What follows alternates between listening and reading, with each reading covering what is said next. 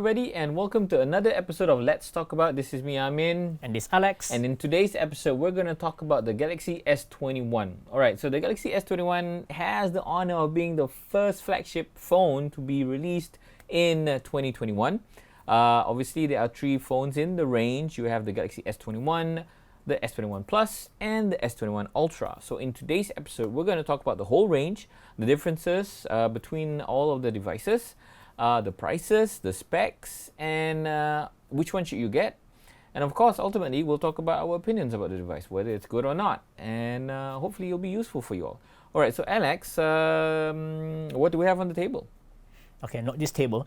So the three new devices, the S21, S21 Plus, and the S21 Ultra is similar to last year. Three different sizes, three different battery capacities. So the S21, similar to last year, it comes with a 6.2-inch display, and the S21 Plus has a 6.7-inch display, and the S21 Ultra is the biggest, which is slightly smaller than last year. It comes with a 6.8-inch display. So this time around, Samsung is doing something a bit different. Last year, it was pretty much the same across the board. You get a Quad HD Plus display, there's dual curve, slightly curved at the sides, and all of them can do 120 Hz, but it's only limited at Full HD Plus resolution. This time, the S21 and S21 Plus now features a flat display. So this is probably good news for those who like to apply screen protectors or tempered glass. And the resolution is now lower. Unfortunately, it's doing Full HD Plus, but it does support 120 Hz refresh rate. Whereas the S21 Ultra, well, it has all the box tick. So you have Quad HD Plus resolution, and you can run 120 Hz at the maximum resolution, and it still retains that dual curve look at the sides. And across the board, as you know, in Malaysia, we still get Exynos, but this time Samsung has improved with the latest Exynos 2100 processor that's based on a 5nm process. So 5nm similar to what you get on the Snapdragon 888, as well as Apple's A14 chip. In terms of cameras, pretty much similar as before, but the Ultra has a massive upgrade. So I think this is the most sophisticated camera setup ever, because this time it has two telephoto cameras. Wow. Yep. Okay. And we go into that a bit later. In terms of battery, the S21 Ultra and the S21 has the same battery capacity. So the smallest one you get 4,000 mAh battery, which is pretty decent, and the largest model you get 5,000 mAh. But the S21 Plus has a massive 4,800 mAh, so that's bigger than the old one. Because the old S20 Plus had a 4,500 mAh battery. You get all the Samsung ecosystem. You get IP68 dust water resistance, stereo speakers, still no headphone jack. I think we can say goodbye to that for good. And of course, it also has no micro SD card slot. So that's one biggest downgrade from the previous models. Yeah, I guess it's a relative downgrade, but yeah, I mean, not an issue. But we'll talk about that a little later. Anything else you wanna talk about? Yeah, and finally, Samsung Malaysia has listened to its fans, so no more now that nonsense 128 gigs of storage. So this time, Samsung's offering 256 gigs across the range, and the S21 Ultra now comes with a larger model that comes with 512 gigabytes. Larger storage. Yeah. So it's same as what you get on iPhones. So Ultra, there's two versions, is it? You Yes. get a 256 and a 512. Correct. The 512 version is going to cost. Okay, let's talk about the prices now. So the S21 basic model. So the S21, the base model, is going to cost you 3,699 ringgit. Okay. So that's 100 ringgit more than last year's model. And then you have the S21 Plus, that's going for 4,299 ringgit. So that's 300 ringgit more than last year's model. And the Ultra, get ready for this. The 256 Ultra. Yeah. Yes. And the 256 gig version is going for 5,299 ringgit. That's 300 ringgit more than last year's model. And of course, the highest of them all is the 512 gig storage. That's going to cost you 5,899 ringgit. Okay, almost 6,000 bucks for a phone. I mean, you can get a full-on performance laptop for that. Yep. Or you can get like two basic laptops for that money. Yeah, or you get an iPhone 12 Pro Max. This is not okay. iPhone, okay, even the iPhones and the Samsungs, the prices are getting ridiculous. Obviously, this episode is not about it's not talking about how crazy phone prices are getting nowadays, and whether you should have a phone that costs 6,000 bucks in your pocket. Because does it make that much more of a difference? The S21 compared to the S21 Ultra, the 512 version is almost double, right? 3.6 plus 3.6 versus 5.8, almost double, right? Almost. You don't get double the the phone experience. Yeah, you don't get double the phone experience. Screen size, not much of a difference from the S21 to the 6.8 inch S21 Ultra. Storage is double, yeah. Processor wise, all of them the same. RAM, is it all the same? Oh no, for the S21 and S21 Plus, you're getting 8 gigs of RAM. Yep. But for the S21 Ultra, you get 12 gigs of RAM for the 256 gig storage, and for the 512 gig version, you get 16 gigs of RAM. 16 gigs of RAM. That's more than like. That's more than my laptop. Computers, yeah. I'm using 8 gigs of RAM right here. I don't know. It's Ultra version. Yes, it's a bit of an overkill for normal users. I think power users might appreciate it. I don't know. Maybe gamers would like that. That's a big deal for them. But okay, here's the dilemma that I have with flagship phones in general, and this is the same with the iPhone 12, and I'm going to say the same thing with the S21. I can't say that I'm excited about the launch. Not a lot of phone launches do it for me anymore nowadays. I guess the word that I'm looking for is I'm kind of like indifferent. Yeah, okay, Samsung launched a new phone this year. The S21 is expected because they're gonna update every year the S version, the S line of their phones, and it's expected they come up with 3 variants. One is the base model. The other one is the middle line model, and then the next one is, of course, the ultra unattainable model, which a lot of people will buy basically as a status symbol. Look, I'm rich. Yeah. We talked about the price, we talked about the specs. What is good and what is bad? Okay, so what is good? Okay, I think for me, the S21 is basically Samsung's attempt of repairing the mistakes they had on the S20. Because S20, when it came out, right?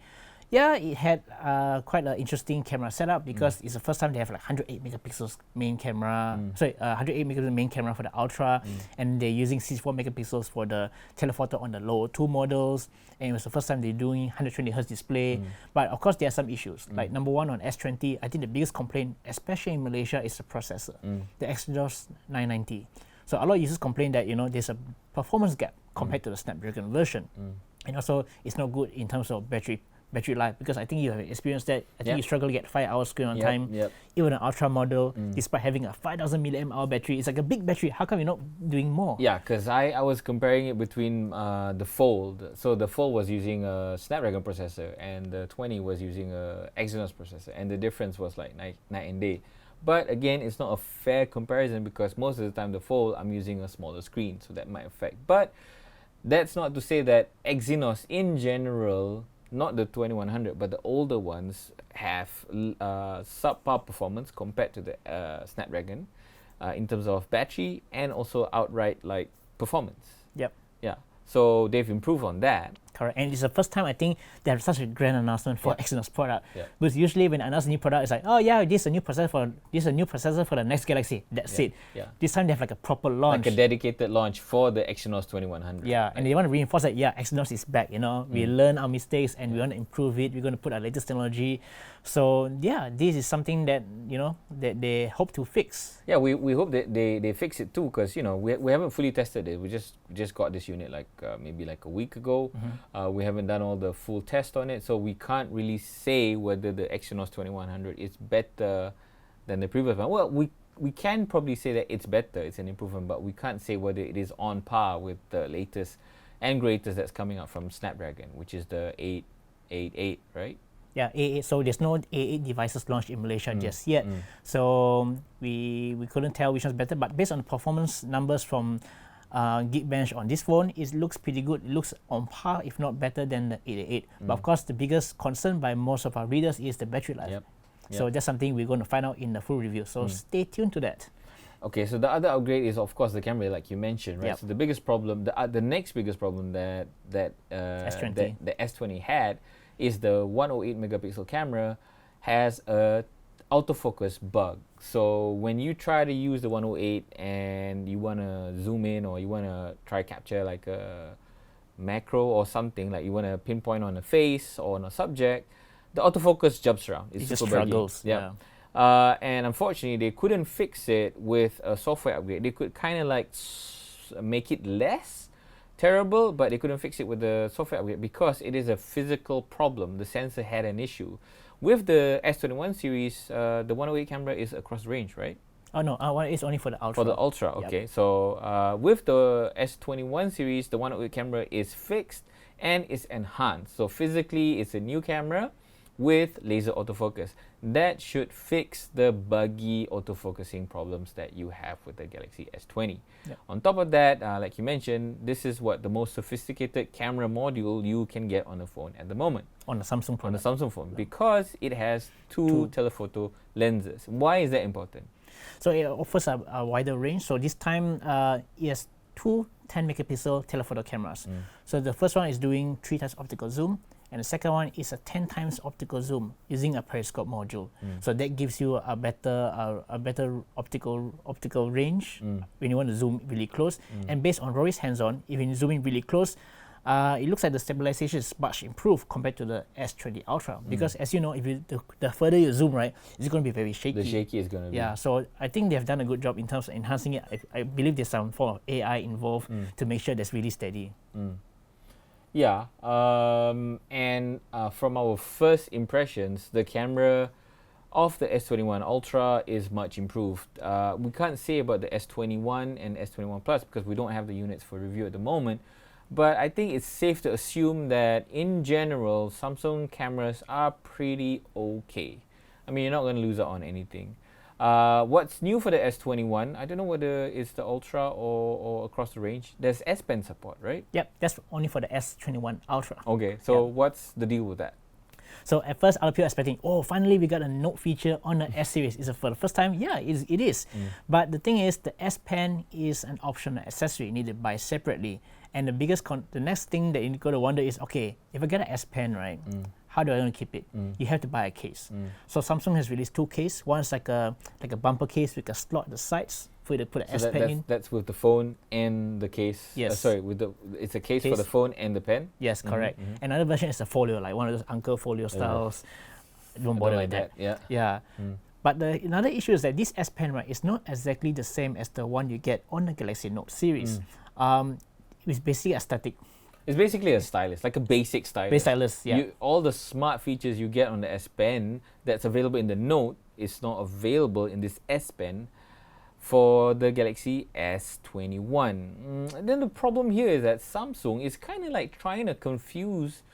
I think the word confuse is too nice. I'm not sure whether it's the correct thing, but maybe they're trying to trick people because they assume if it's the same name, S Pen, you're going to get the same features.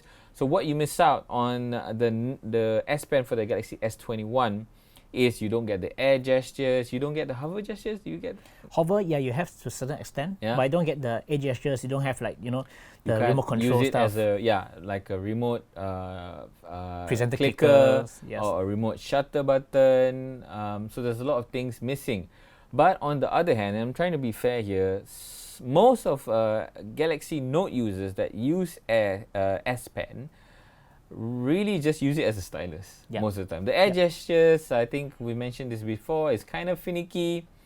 Only thing that's super cool is the remote clicker and remote shutter. So I don't think it's a big deal. It's good that Samsung has the option. Can you buy the S Pen for the Galaxy S21 just the pen, or you need to buy it with the case? You can buy it standalone, but it's not available just yet. According to Samsung Malaysia, that's going to be released sometime in February. But at the moment, if you want to buy one, you can get it doing pre-order together with a case. So you must get it with a case combo first, which makes sense because you're going to buy the S Pen. Where are you going to keep it? Where are you going to put it? And it doesn't have the pen doesn't have like a clip where you can put it in your pocket and stuff like that, right? Yeah, here's the thing, because it's going to be a standalone product, right? Why can't they have like a proper pen with like a proper clipper so you can clip in your pocket? I don't know. Yeah, I'm gonna save that opinion for the wrap up later. But I guess it's suffice to say Samsung is known for doing this, for making this confusing decision making. Like it's not linear and with how they're doing things. Because every time we try to look at why they've done what they've done, we go like, why is it like this for this phone and why is it like that for this other phone? Why isn't there like a predictable pattern? you compare this with with Apple, for example, like the new series, the iPhone 12, and I mentioned this before. They've made the range so they've designed the range so well that it's so easy to choose between it's so easy to choose what you want. If you want like a phone that you can use with one hand, the Mini is it. If you are on a budget but you want the latest performance in terms of processor, camera, and display, the 12. You want a bigger one, get the 12 Pro. You want a bigger one with all the bells and whistles, LiDAR and everything, is the 12 Pro Max. It's not really an issue. But with this one, it's like, okay, between the S21 and the S21 Plus, I don't know. Is there really much of a difference? I would say it's probably the difference is the size and also your budget.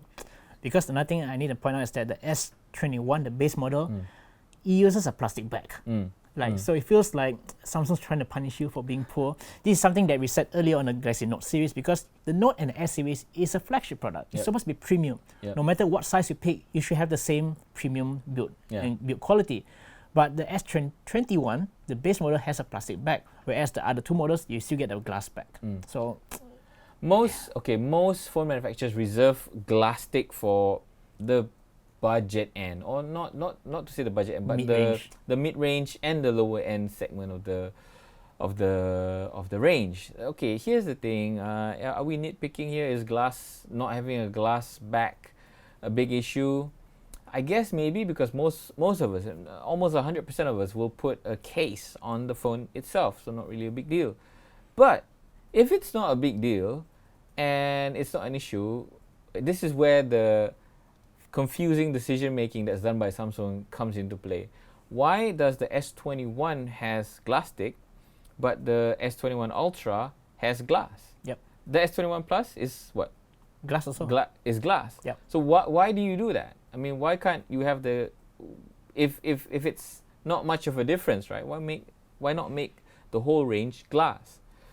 I'm not nitpicking on the glass thing, but it's confusing that they make these decisions, because okay, you compare it again with the iPhone 12.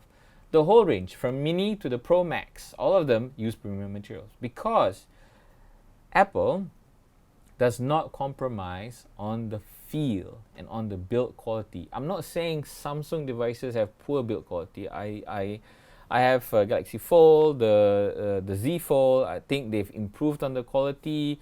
The S21 Ultra, when we first touched it, when we first looked at it, it's perfect. I mean, in terms of build quality, not really an issue.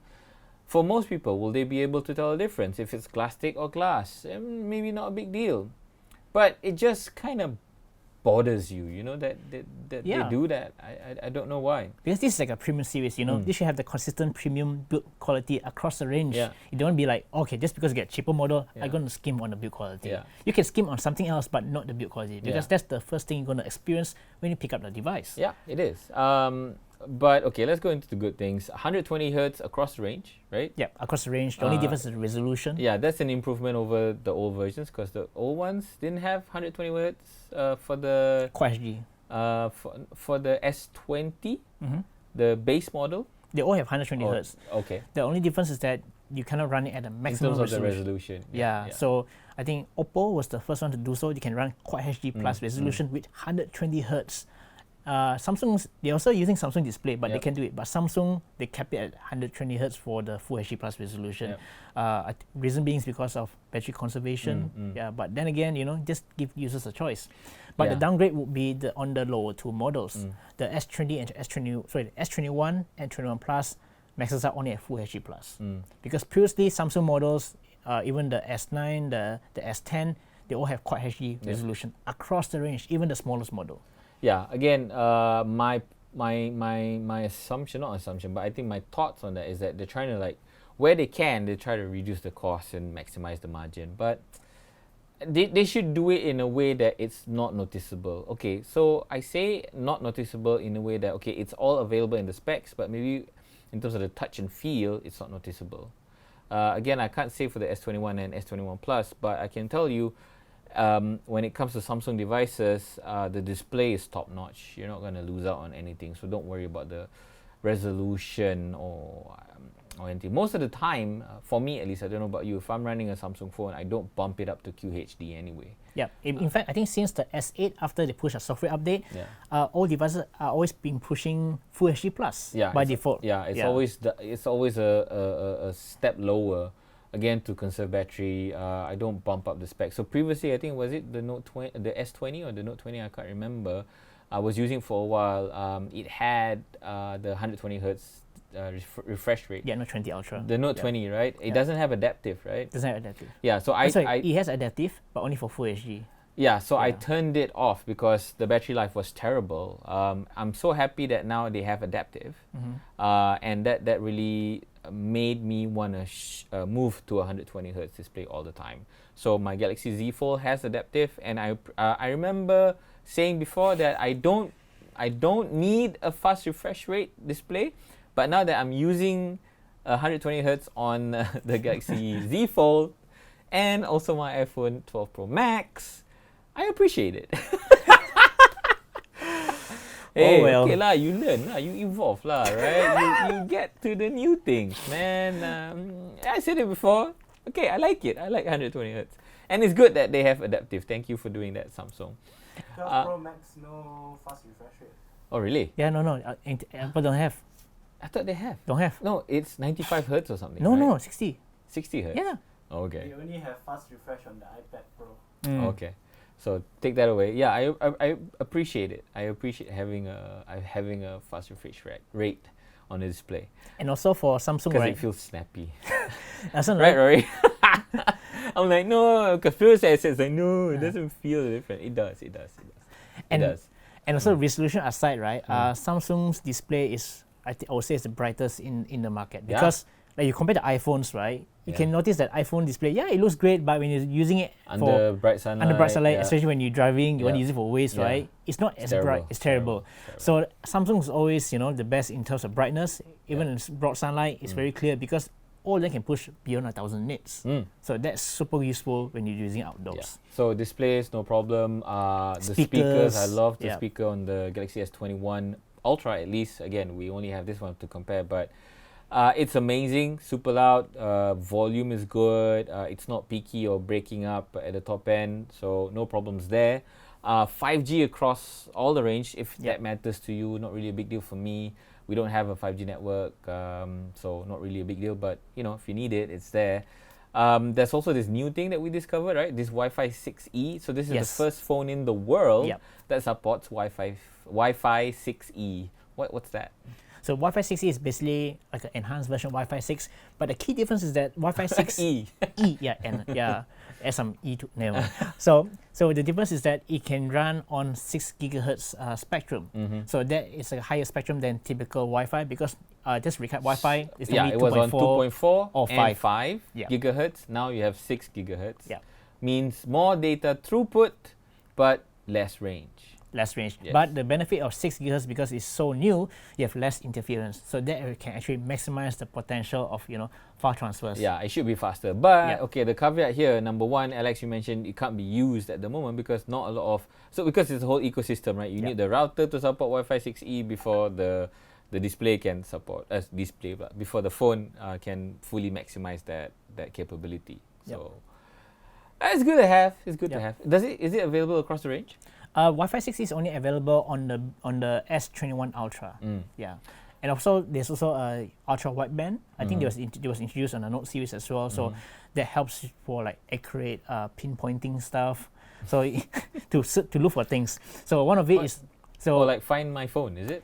Not just phone. Also, there's Samsung also introduced the Galaxy Smart Tags, not the Smart Tag used for toll payments. Not the touch and go Smart Tag. It's more like a tag, like a dog tag. Like an NFC tag. Yes, NFC tag, small one. But it's not NFC. It's using Bluetooth and UMD. BLE and UWB. UWB, yes, ultra wideband. Yes. So that can help you to locate your lost stuff. So how it works is that you use Bluetooth to search your device. If it cannot find, if it's beyond out of range, you can actually ping through other Galaxy devices to find a device, and can actually ping it back to give you the precise information, like where is it actually located. So the smart tags are less of an NFC thing, but they do have NFC, right? No, this only mostly Bluetooth and ultra wideband. Yeah. Okay, so it's more like a tag that you put on things to help you find it, or if you don't want to lose it. Yep. I guess you can put it on your bicycle or Yep. something like that. Yeah. And even if the thing doesn't have battery or connectivity, like Alex said, you will jump on all the other Bluetooth devices, all other Samsung Bluetooth Yep. devices to determine where that item is. So that's also available across the range, the UWB. Except for the cheapest model.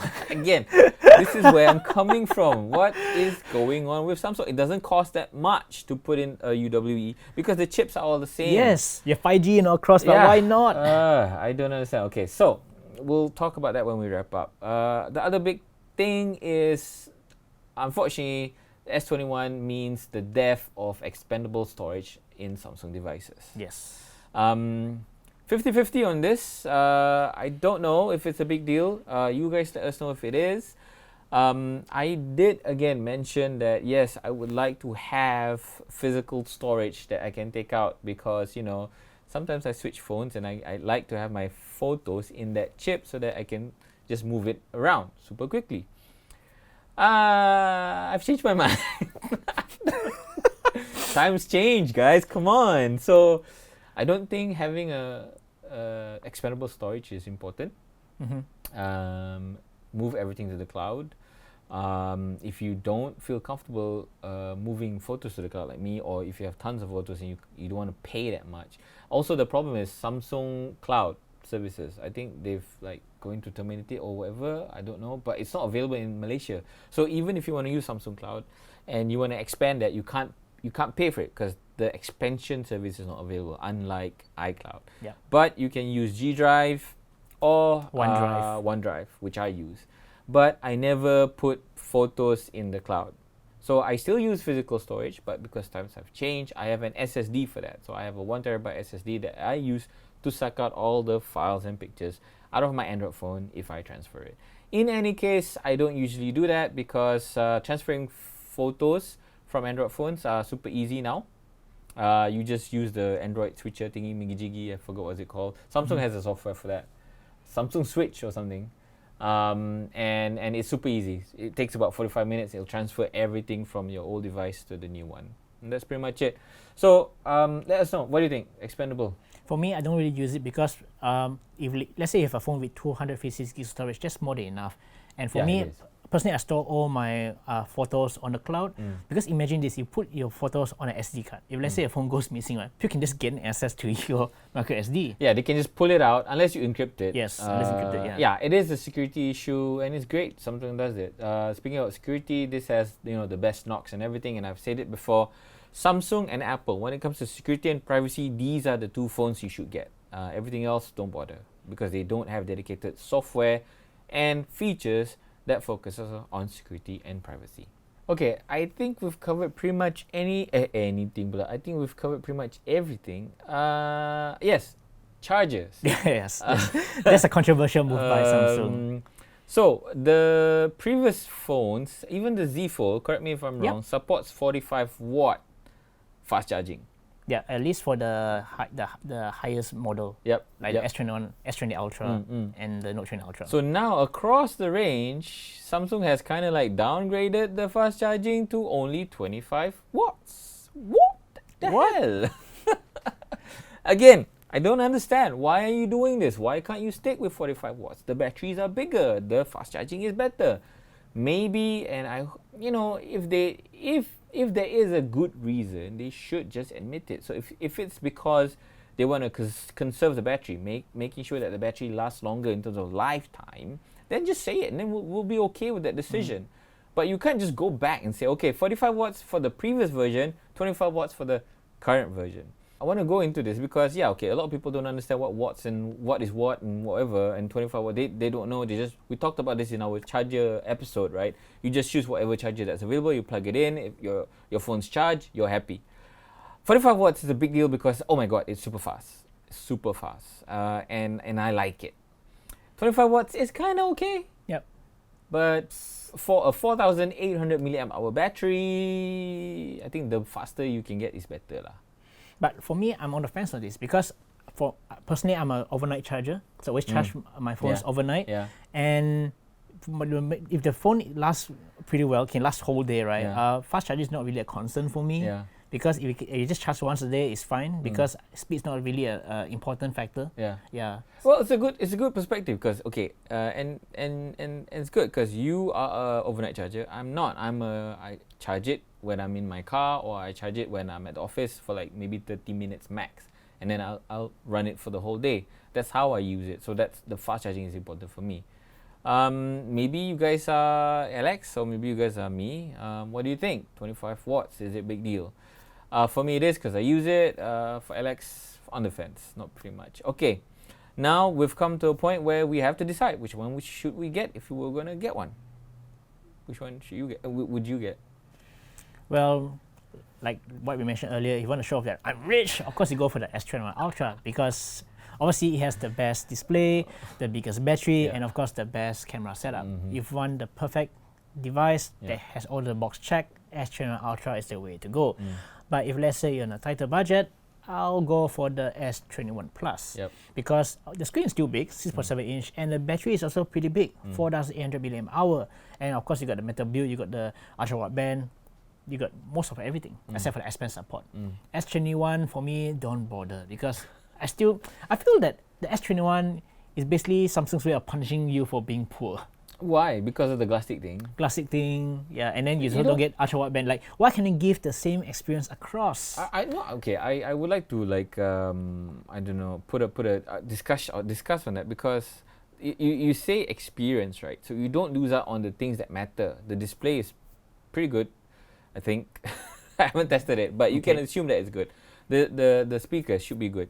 Ultra wideband, I don't feel like I need it. I'm probably gonna have another episode like 4 or 5 months down the line and say, yeah, it's a good thing, but I don't feel like I need it now. You have Samsung Pay, you have Knox. So in terms of the experience, getting the S21, it's there. It doesn't. I don't feel like I miss anything. If you're on a budget, you don't lose out a big deal in terms of an experience if you do get on the S21 Plus. The difference in terms of pricing, sorry, not 21 Plus, if you get the S21. The difference in terms of pricing from the S21 to the Plus, is it a lot? $600. That $600 premium is another phone. You can get like another phone for $600. You can get two phones, the S21 and a cheap phone if you want. So you make that choice. It's hard for us to say. I mean, it's hard for me to say at least which one's better because overall all of them is good. And if you ask me which one should I get, I'm gonna plonk in the money for the Ultra because all the bells and whistles. Yeah. So I don't know whether that's been helpful for you guys, but yeah, if you're gonna go on a budget, the S21 is definitely the one to go for. You don't lose out on anything. You don't lose out on anything. The Plus is okay for $600 more. I don't think it's worth it. I don't think it's worth it. But if you have the money, sure, why not? Ultra is the way to go. It's exorbitant, to be honest. Exorbitant, too much. I think it's going to be a trend anyways. 5,000 ringgit phones for Samsung. Yeah, it's going to be a norm. Get used to it. Yeah, get used to it. Yeah. Another thing that you need to get used to is the lack of the charger and headphones in the box. We forgot to mention that. Okay, headphones in the box, it's okay. I don't need it. Wireless headphones is the way to go. You probably have your preferences in terms of the wireless headphones you use anyway. I think everybody has one. Everybody has a Buds now. Charger, I can't remember what I said in our charger episode. I think I was on the side of we should have a charger in the box. Yeah, you said. But for me, I think it's a good move because, everyone has a lot of chargers at home. You can use them. And normally, you can use the same charger for, of course, like 2-3 generations or more because they're roughly the same. And if you're overnight charger, it doesn't matter. As long as you can get at least 18 watts, that's a decent speed, it's good enough. It can last you for quite a while. Unless you're upgrading from like a non-USB-C device. Yeah, if you get an old one, then 10 watts is a bit slow. Yeah. But I think the biggest controversy is because Samsung mocked Apple. Yeah, they dissed Apple about not including the charger in the box when Apple launched the iPhone 12. And they did the same thing. Yes. And this is not the first time Samsung has done it. They did the same thing when Apple removed the headphone jack. Yeah. They did the same thing when Apple added the notch on the iPhone 10. And eventually, Samsung devices also get a notch, and they also removed the headphone jack. I think, you know what I think? I think here's the thing. Here's my theory on this. Samsung Global, right, the headquarters, they put a lid on this so well that it's such a good secret that the marketing people of the countries that put the post mocking Apple not having a charger didn't know about that. So they went on like, okay, let's poke fun at this because Samsung's not going to do it. Let's just write on it. Because whatever. Samsung's not going to do it. They're going to include chargers in it, and then that happened because we wrote an article about this. A number of Samsung pages around the world put out a mock to say that we include the charger in the box, and then immediately I think a couple of days or right after that it was deleted. Because again, I guess the marketing people in those countries didn't know what HQ was doing, and HQ has to put out a release. So the theory for me is that because they wanted to keep this such a big a good secret that they really didn't tell anybody. Yeah, surprise! Surprise. Were you surprised? I don't know. What do you guys think? Charger not included in the box, is it a big deal? I've again since then changed my mind because I have tons of chargers, and it's good to buy aftermarket ones. They are cheaper anyway. The cables are cheaper. They are pretty good. You have the U-Green ones, the base US ones. There's tons of China brands that are good. If you need any help, you can come on to our Facebook group RKMD, and we'll recommend you a good one. Not a problem. And specifically to the pre-order customers, right? The lack of the wireless charger. It's not a big deal. Sorry, the lack of the charger in the box is not a big deal. And also the lack of the in-ear headphones is not a big deal, because for pre-order customers, you're gonna get either a Galaxy Buds or Galaxy Buds Pro for free. Depends on the version of phone you're getting, right? So you're going for the Ultra, you're going to get the Galaxy Buds Pro, the latest version. And if you're getting the two smaller models, you're going to get the Galaxy Buds Live. And also, Samsung is actually bundling our wireless charger trio for all pre-order customers if you pre-order by 28th of January and while stocks last. So that also comes with a 25-watt power adapter. So you're set. So no issue you're there. good. So you have Galaxy Buds, either the Live or the Pro, depending on the version of the phones that you're getting. You get Smart Tag. Yeah, you get Smart Tag, not the tall one. You get the Smart Tag, and then you get the charger, the wireless charger trio that can charge 3 devices at the same time. And you're set, and it comes with the power adapter. And just a little bit of a plug-in, exclusive to all Search and Chow readers, viewers, listeners, we have a promo code. It's called what? I forgot it. S21 VIP is going to be on the display somewhere. So if you're going to purchase the Samsung Galaxy S21, get it from the official Samsung website. Don't get it from Lazada or whatever. And use the promo code S21 VIP, and you will get an additional USB-C ANC earphone. That's worth like $300. $299. Yeah. So that's a good deal, guys. You get 4 free things. Just use the promo code. Doesn't cost you that much. So if you guys are going to buy one, head on over to the Samsung website and use the promo code S21 VIP and get that free USB-C ANC earphone. So you get 2 headphones, wired and wireless. Yeah, one for each ear. Or you have 4 ears. I don't know. All right. Okay, I think we're almost done with the show. Wrapping up, opinions. Okay, Alex, what do you think of the Galaxy S21? In a nutshell, it's basically a refinement of last year's S20 series. I think they've done a good job. Pricing a bit high, so yeah. Okay, anything else? I think that's about it. Pricing wise, okay, I'm just going to counter that. Pricing wise, I don't think it's fair to say that it's a bit high because things are. It's what am I going to say? It's on par with the market. So Apple's fault. I don't know, but then the other side of me is going to say, hey, why can't Samsung make it cheaper? Well, the business side of Samsung say, hey, why not we make it more expensive? People are going to buy it anyway. So that's it. I mean, Samsung phones are good. I can't say the S21, I can't say anything critically wrong with the S21 range. I think that is my opinion on this. But at the same time, like I said earlier in the episode, I can't be excited about it because there's really nothing to be excited about. Now, is it a worthwhile upgrade for Samsung fans? Yes, if you're not using the S20. Everything else, if you're using the S10 and below, yes, you should upgrade and you should get the greatest and latest from Samsung. I think the the Exynos 2100 is the deal maker for this. So if you're considering, hey, should I get S20 instead of the S21 if I'm upgrading, because the S20 is cheaper, and you can probably get like a new one on discount somewhere. What I'm going to tell you is that skip it, because you're going to appreciate the S21 Exynos processor and the improvements, the camera and everything. Because the S20, at least the Ultra version, has this really buggy, I have to tell you, camera. You're going to be annoyed and you're going to be disappointed. So S21 is the way to go. I don't understand why Samsung is confusing people with all these decisions that they're making, but I guess it's okay. And I think to add on to that, it's okay. It is what it is.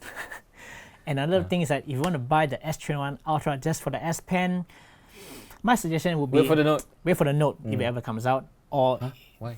No more Note. Some say that it might not come out. Some say it will. Who knows? But if you Take really note want of that. so if you really want an S Pen experience, I would suggest you go for the Note 20 Ultra, which I think you can get with a pretty good discount nowadays. Yeah, but I don't think Samsung's gonna kill the Note version. I don't think Samsung's gonna kill the Note. You think they will kill? Let us know in the comments below. Alright, okay. I think that's pretty much it, guys. I hope you've enjoyed the show. This is us talking about the Galaxy S21. Overall, good phone. Prices a bit steep, like Alex said, but nothing wrong with them in terms of specs and whatever. Okay, so I hope you find the show enjoyable. I just want to remind everybody that's watching the show, we are also available on podcasts. Just search each other, Let's Talk About on all of your favorite podcast platforms, and we're there. If you're listening to us on podcasts, please do give us a 5-star rating if you like the show, because that helps us be listened to more people. Actually, I wanted to say it better, but I forgot my script. Okay, but just more people will listen to the show with the good reviews. Okay, thank you very much, guys. To our YouTube viewers, thanks for watching. I hope you find it informative and useful for you guys.